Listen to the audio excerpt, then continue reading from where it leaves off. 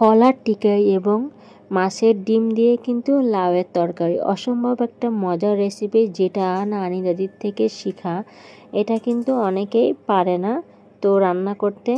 Hello everyone, আসসালামু আলাইকুম। চলে আসলাম নতুন একটা ভিডিও নিয়ে। আমার চ্যানেলে আপনাদের সবাইকে স্বাগতম। যারা নতুন আছেন তারা অবশ্যই ভিডিওটা ক্লিক করবেন না, যেহেতু ভিডিওটা ওপেন করছেন সম্পূর্ণ ভিডিওটা দেখে যাবেন। অবশ্যই আমার মনে আপনার কাছে ভালো লাগবে এবং সাবস্ক্রাইব করতে ভুলবেন না প্লিজ। তো এখানে কিন্তু লাউ আর আলু আমি কেটে নিয়েছি, সুন্দর মতন ধুয়ে নিচ্ছিলাম। ধুয়ে নেওয়ার পরে কিন্তু আমি আজকে রান্না করব। সচরাচর লাউ মাছ ছাড়া, চিংড়ি ছাড়া কিন্তু রান্নার কথা আমরা চিন্তাই করতে পারি না, অনেক সময় ভাজি রান্না করি। তো এখানে আমি লাউটা রান্না করে নেওয়ার জন্য কিন্তু আমি পেঁয়াজ কুচি নিয়েছি। পেঁয়াজটা আমি হালকা ভাজা করে নিব, তারপর কিন্তু আস্তে আস্তে আমি আমার বাকি মশলাগুলো দিয়ে দেবো। যেমন এখানে আদা রসুন বাটা 1 চামচ দিয়ে দিয়েছিলাম, তারপর পুরো মশলাটা মরিচের গুঁড়া, ধনিয়া গুঁড়া, হলুদ, লবণ এটা কিন্তু আমি ছেড়ে দিব। দিয়ে একটু মশলাটা কষিয়ে নিয়ে তারপর কিন্তু আমি লাউটা ছেড়ে দিব। তো নানিদের থেকে এই রান্নাটা শেখা। যখন বাসায় মাছও না থাকে, চিংড়িও না থাকে, তখন কিন্তু ভালো লাগে এই মাছের ডিম দিয়ে। তো যেহেতু আজকে বাজার থেকে মাছ নিয়ে আসছিলো, টাটকা মাছ, মাছটা আজকে রান্না করব না, মাংস যেহেতু ছিল। তো মাছের ডিমগুলো ছিল, ডিমগুলো রাখলে কিন্তু অতটা ভালো লাগে না, মানে ডিমগুলো কিন্তু তাজা তাজা খেতে ভালো লাগে। তো এইখানে আমি আজকে কিন্তু লাউ দিয়ে এই মাছের ডিমটা রান্না করব। অসম্ভব মজা, এটা কিন্তু আমার কাছে অনেক মজা লাগছে।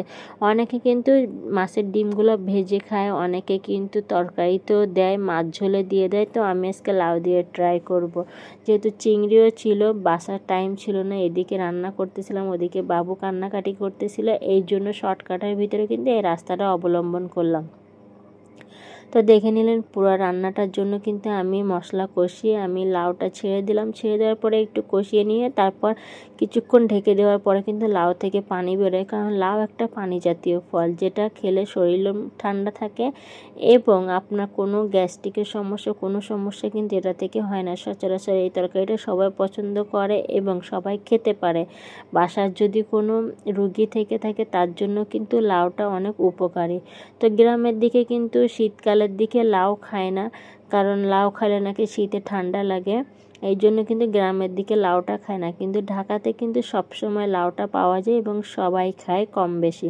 তো দেখেন আমি কিন্তু এখানে মাছের ডিমটা অলরেডি দিয়ে দিয়েছিলাম, ওই সময় ফোনটা পাশে ছিল না বলে আমি দেখাইতে পারি না।